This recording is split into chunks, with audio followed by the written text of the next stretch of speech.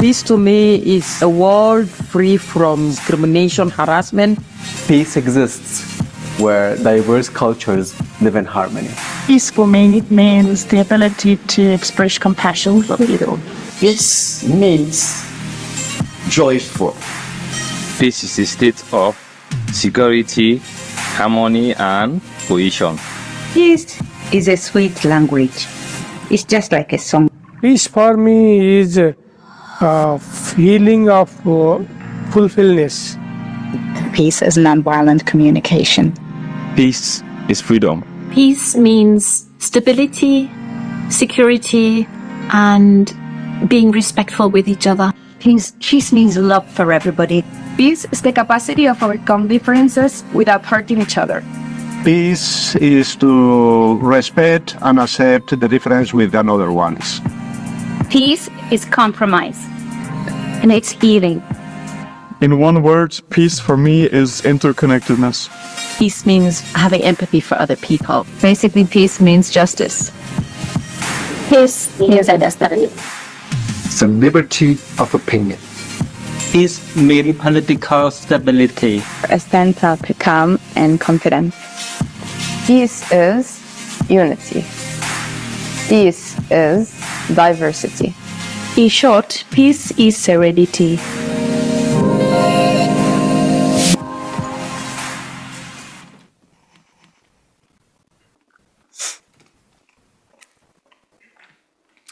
Peace can mean so many things to us, as we just heard, but it's what we all hope for. Buongiorno, bonjour, guten Morgen, and welcome to the second day of the third International Cooperation Forum. We welcome you from Basel to continue our discussions on the topic, what is peace? And like yesterday, you can not only follow us here in Basel, you can also join us wherever you are, online, and you can join in by submitting the question by simply scanning the QR code. It will hopefully appear soon. Today we want to emphasize changing the perspective and therefore invite you to look at new approaches and ideas through a different lens. Fitting with this notion of thinking outside the box, I'd like to introduce our first speaker. He's a physician and a molecular geneticist specializing in immunology. As a basic researcher, he decoded genetic causes of dozens of hereditary diseases at German and international research institutions. He came to the conclusion that many diseases could be cured by or prevented by appropriate nutrition and a more natural lifestyle. A thesis that has been widely debated amongst the academic circle, but also the wider public. So the next half an hour, Dr. Michael Nels will speak about what the brain needs to be able to think peace. And don't forget that you can send your questions by scanning the QR code. We will have 15 minutes for your questions after his speech. So, herzlich willkommen, welcome to Basel, Michael, Dr. Nels. Dr. Michael Nels.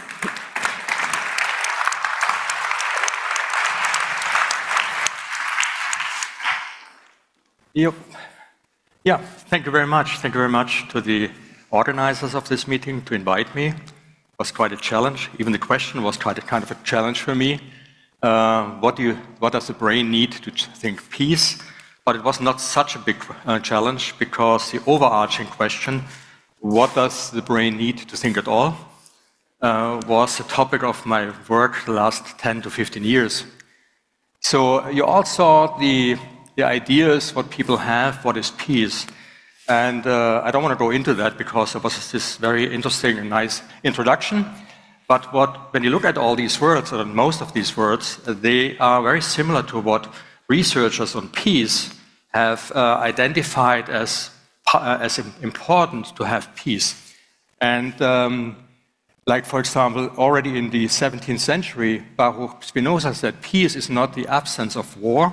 It is a virtue, a state of mind, an inclination towards benevolence, trust, and justice.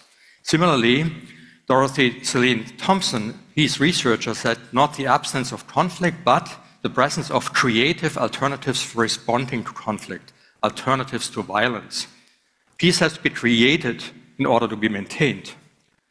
Similarly, Inga Skjelsbæk, a peace researcher at the Institute of Oslo, said in 2022, Peace is not just the absence of war, but also well-being and resilience to conflict. If I look at all what I've pointed out here in green, these are all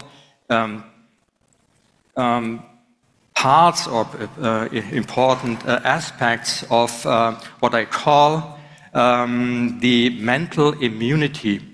The mental immunity, the mental immune system. Thinking peace requires all these components of a functioning and healthy brain. And so, and the mental immune system can be located in some place, because we need the whole brain, but there's one portion of the brain which is very important for thinking peace, for thinking at all. That's our autobiographical memory center. It's located here in the temporal lobe. It looks like a seahorse when you look at it from an anatomic side. That's why it's called hippocampus. So the hippocampus is very important for thinking and thinking at all. We cannot plan a future without having a hippocampus.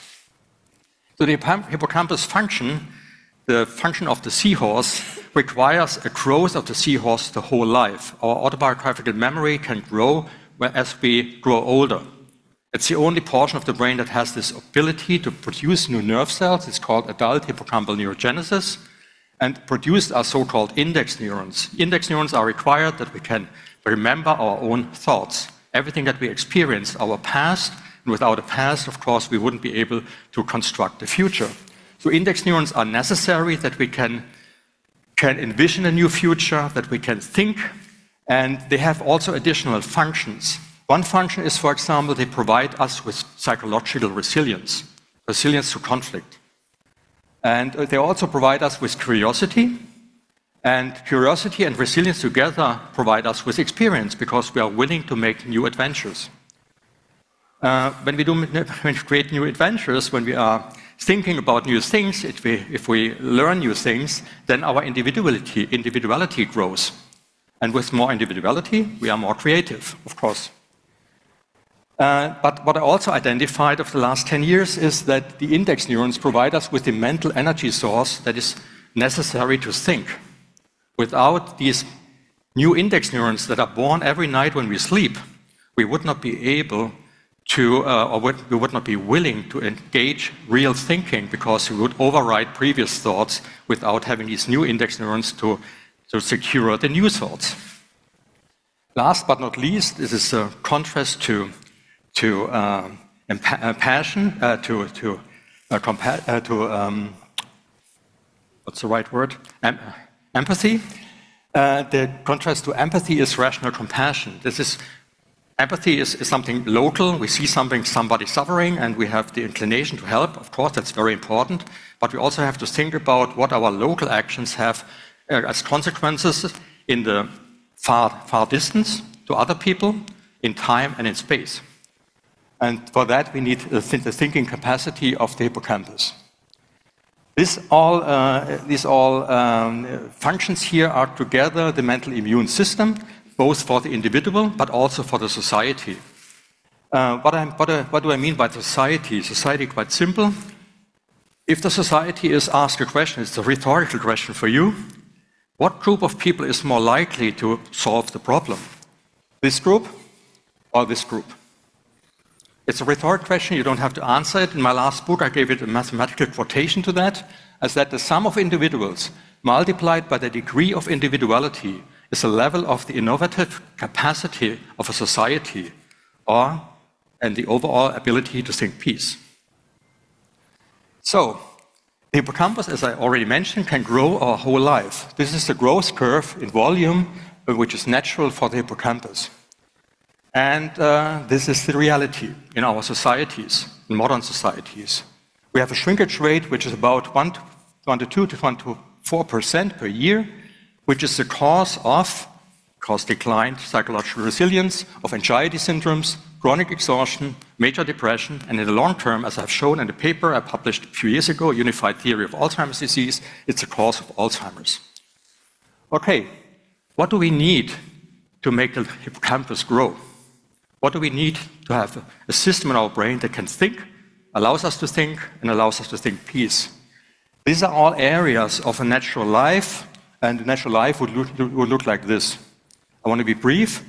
The most important thing here is that each individual area, being engaged with people, being physically active, have enough time to sleep, and so forth, all produce either hormones or are necessary to feed the hippocampus with the necessary ingredients.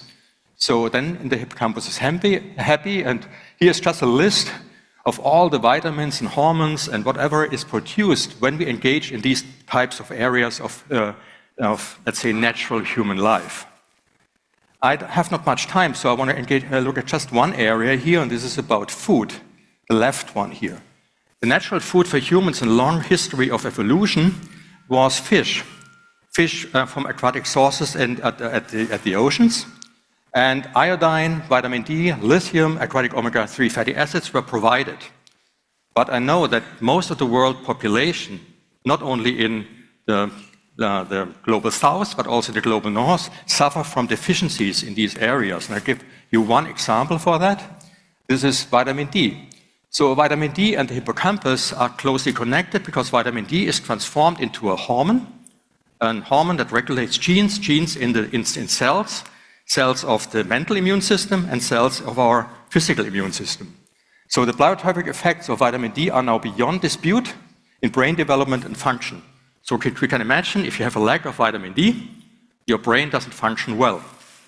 Okay, this means vitamin D deficit is associated with accelerated brain aging in the general population, and you can actually measure the likelihood of developing Alzheimer's as a result of this deficiency. And it's a 7% decrease in Alzheimer's we have if we raise the vitamin D level, vitamin D prohormone level, by 10 millimole per liter in a person. This is, of course, now in Germany. In Africa, it looks much different. I'll give you an example for that later on. But here in Germany, this is the normal curve of vitamin D prohormone level in the blood during the year. And this would be the normal level, the natural level, which you measure in African people that live outside in the wild still, like Azda and the Maasai. You see all the publications on the bottom here. So 125 nanomole is an average good level for healthy brain. But we have in Germany, for example, a much lower level. And this has consequences. I showed you the slide with the increased risk of Alzheimer's disease. So this is 10 times 10 nanomole. So that means we have a 70% increase of Alzheimer's by just having a lack of vitamin D in the population in Germany. And this is a problem everywhere in the world. Even people who live on the equator, based on cultural style, have a lack of vitamin D. But it also increases the mortality to diseases, for example, COVID. This is a result of the University of Heidelberg. They showed that if you are below 30 nanomole per liter, you have an 18-time increased risk of dying of COVID. So it's not only the mental immune system that suffers from a vitamin D deficiency, it's also the physical immune system. And so the German Cancer Research Center, for example, published based on these data, 9 of 10 COVID deaths could be prevented by just raising the vitamin D level. And actually a meta-study of many studies, which combines many studies, did statistical analysis, and they showed if we have a zero mortality at the level that would be natural. Quite astounding.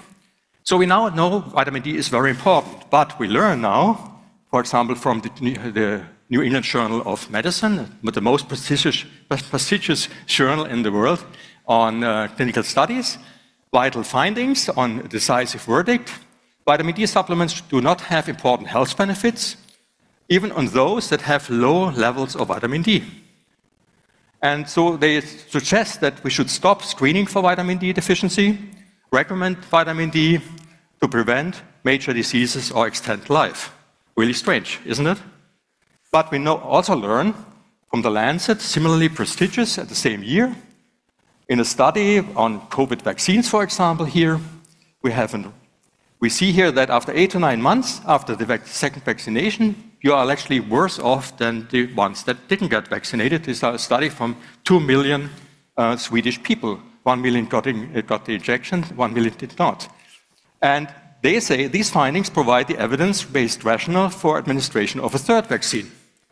Okay, What does it mean? It means that natural protection by vitamin D to be replaced by gene therapeutic vaccine strategy. This cannot be healthy for our physical body, but it cannot be healthy for our brain. So I don't know where the future will lie for humanity, but this is the wrong way, in my opinion. So when you look at all these different areas, this is where the hippocampus would be happy. The reality looks much different. We have many, many areas where we know for sure with sufficient data that they are neurotoxic for the brain. And there are actually consequences of that is chronic exhaustion, depression, and Alzheimer's. But there are also people who suffer even worse situations like existential crisis all over the world. War and destruction and existential crisis leads to post-traumatic stress, which is shown to be the hallmark of post-traumatic stress syndrome is a small hippocampus, a shrunken hippocampus. So this is really, really bad. And what are the causes of that? Why is the hippocampus shrinking? Well, it can shrink very quickly. This is also a publication of the New England Journal of Medicine, published in December 5 in 2019. A group of 8 people were living at the Antarctic, studying the ice, I guess, and they were compared to people who stayed at home. And you see in red the reduction of hippocampal volume, particularly of the part where the adult hippocampal neurogenesis takes place, necessary for a healthy mental immune system. It's a reduction of almost 8% in 14 months. And the scientists who published that said, okay, for the hippocampal shrinkage, 2 major factors seem to play an important role. First is social isolation. The second factor is monotony. And 3 or 4 months later, a big part of the world population was put in this situation, social isolation and monotony. So we got further hippocampal shrinkage. Actually said, with prison inmates in solitary confinement, I'm pretty sure we'd see the same thing. So that was published in 2019. 2018, the World Economy Forum told us depression is the #1 cause of ill health and disability worldwide, meaning in 2018, the mental immune system of the human society was at its lowest. And from this low, after 6 months into the COVID measures, we had a 3-fold increase. From the all-time low, a 3-fold increase by solitary confinement and many other measures and lack of purpose in life and so forth based on the things that happened to us. So the brain was put in an even worse situation after just 6 months. What are the reasons for that? First of all, we have the post-traumatic stress syndrome and the pre-traumatic stress syndrome, which are very similar. The pre-traumatic requires only the narrative of fear. And what the stressed nerve cells are producing are so-called DAMs. These are danger-associated molecular patterns. Molecules that are usually not outside the brain cells, but now are recognized by microglia. These are immune cells in the brain. If the microglia TLR4 recognize the DAMs after stress in the brain, then a cascade of events takes place up to the nucleus, and in the nucleus of these cells, pro-inflammatory cytokines are produced. These pro-inflammatory cytokines are the same, actually, which are known for the cytokine storm in COVID. And they have a specific function in the brain. They stop the production of new nerve cells in the hippocampus. They're actually very efficient doing that. So we have a blocked adult hippocampal neurogenesis, which means we have a reduced psychological resilience, and that closes the vicious cycle of neuroinflammation, which many, many people, maybe most people, are suffering from right now. This leads to chronic exhaustion. We have exhausted society. We have depression, post-traumatic stress disorder, and Alzheimer's disease. But also, molecules from pathogens can do that. For example, the S1 subunit of the spike mRNA can do the same thing. Then they are called PAMs, pathogen-associated molecular patterns. They also activate very efficiently TLR4, the same cascade, and this is called spikopathy or brain fog. Now, that looks really sad, but there is a solution. I've shown recently that with low-dose essential lithium, you can block GSK3, and people with brain fog, it disappears. The University of Buffalo in northern New York showed that from 10 patients with brain fog based on spikopathy, 9 had immediately a remedy after just low-dose lithium. The strange thing is, at this dose, as I've shown, and you can go on my website, there's a Substack on that, it's the essential dose, essential lithium. Lithium is really extending life. But the essentiality is not recognized by the world community. This is one of my big works for the next years, to show the world lithium is essential, and it can be not only used as a therapeutic intervention, it can also be preventive, because it dampens the neuroinflammatory process required to have an efficient mental immune system.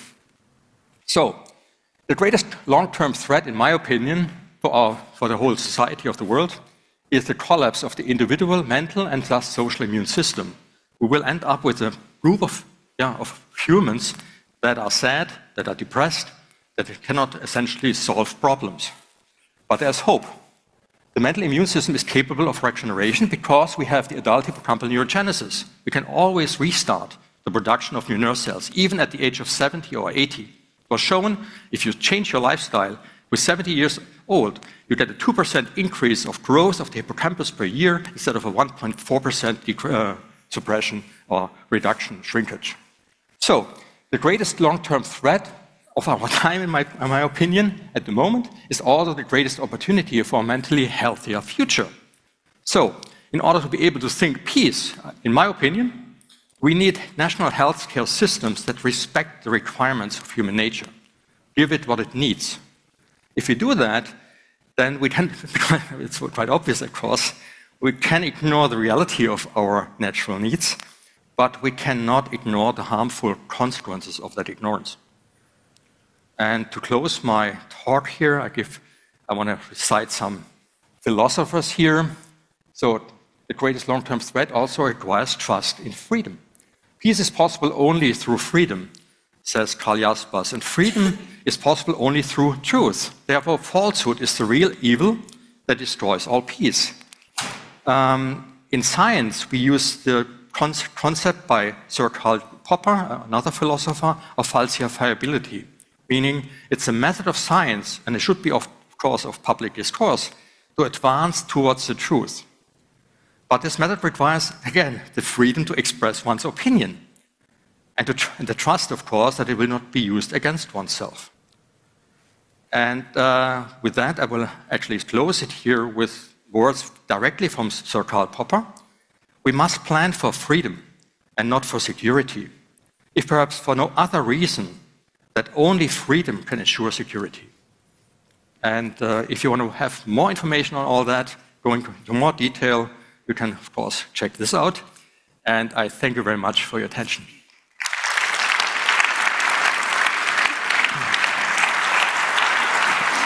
Herzlichen Dank. Thank you, Dr. Nels. Before handing over to the audience, I'm sure they have many questions for you. I would like to ask you a question. So allow me one question I've prepared backstage while listening to you. I'm thinking about the actual situation, the current situation. So maybe to underline some thought you discussed. Those in the middle of conflicts, I mean, those people are traumatized, they are afraid, they are grieving. So my question is about empathy. Is it possible to activate areas that enable people to feel empathy towards the other, towards the enemy?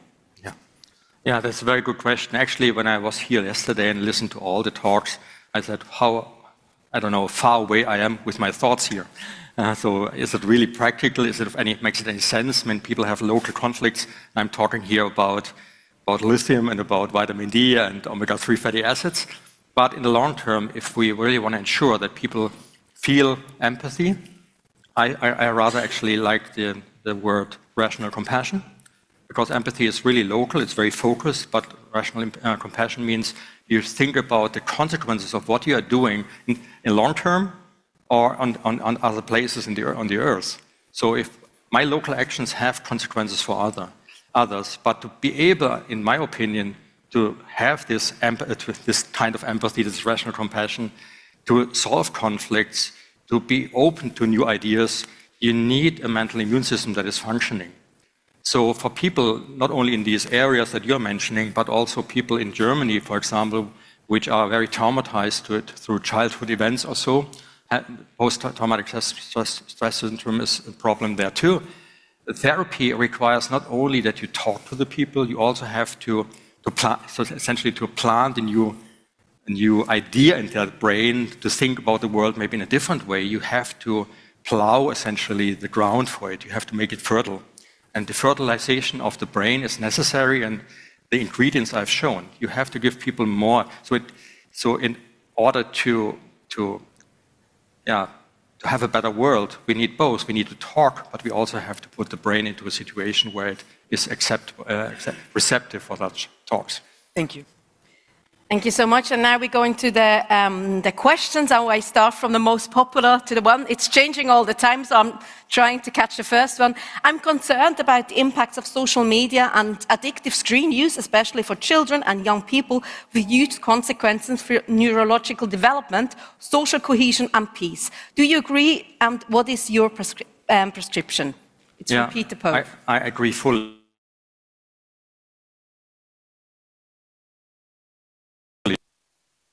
Close to this, but also the time you spend, because we have only a certain amount of time every day we can use useful.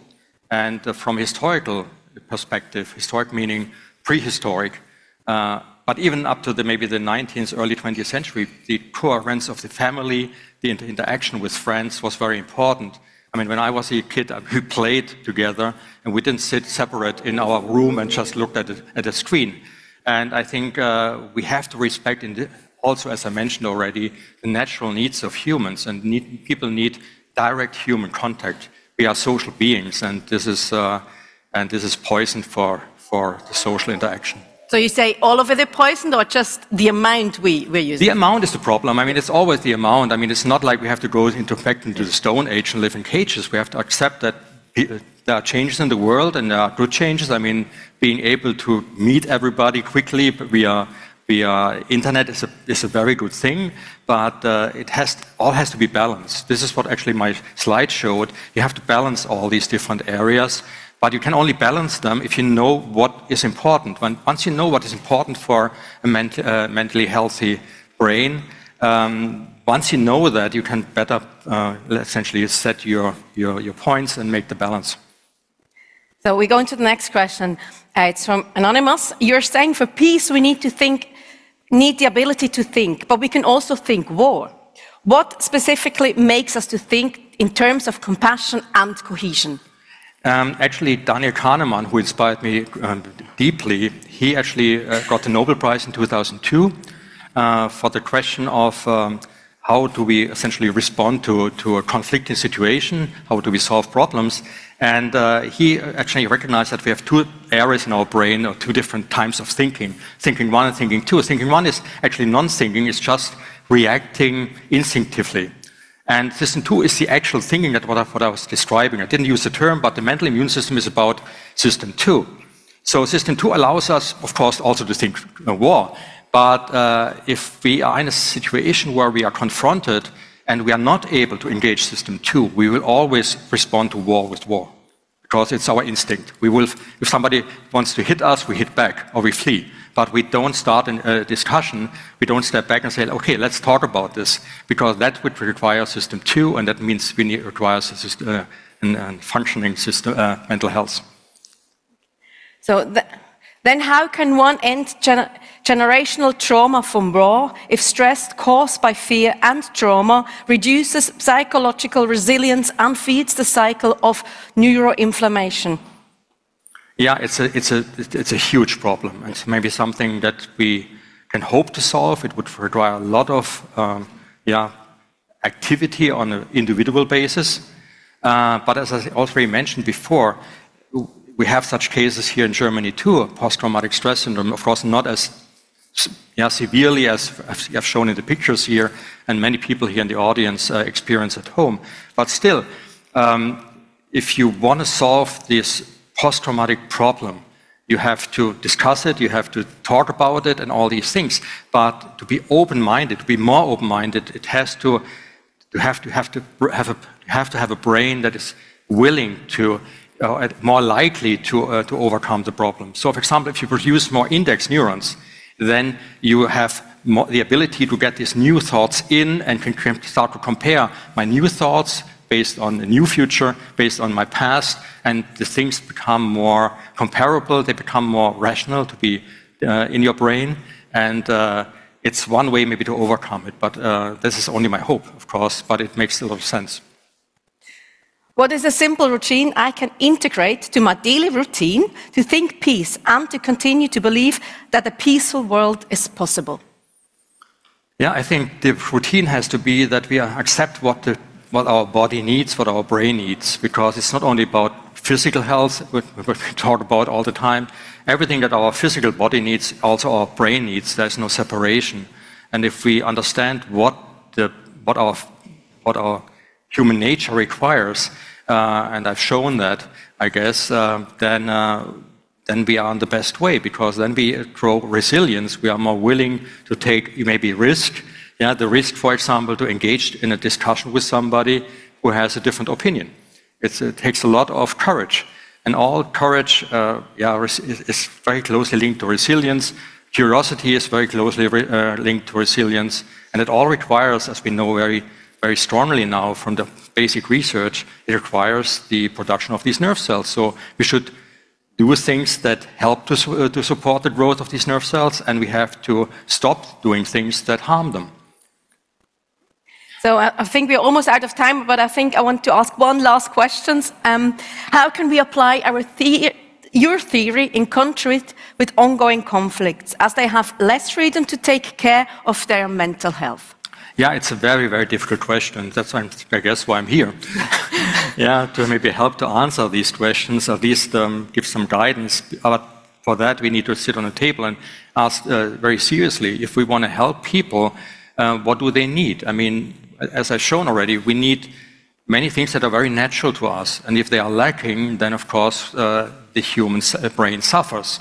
And suffering human brain is less willing to stop a conflict and engage in discussions and negotiations and be curious about the other person's opinion. And so I think we have to do here a dual process. It's pretty much like the question on trauma, where we talk about the individual. The same applies for the society. We have to approach the society in a dual way. We have to give the population everything it needs, at the same time start the peace process. But the peace process without a population that is willing to engage in discussion, many might be, but the majority might not, as we know from the depression rates worldwide, then I would say we have to work on both screws, so to speak, on the interaction and in talking, and also in the interaction in supporting everything that's necessary for a healthy life. Thank you very much. Thank you also for your participation. Maybe a practical question: if you want to start today, this morning, what do we do? Well, don't eat breakfast. Okay. I guess that's a little bit too late. No, but ketogenesis is very important. Actually, it feeds the brain very well with fuel, and at the same time, it's a hormone that activates neurogenesis. So fasting is actually a good thing. Thank you very much. If you don't overdo it, of course. Thank you. Thank you very much, Dr. Nels.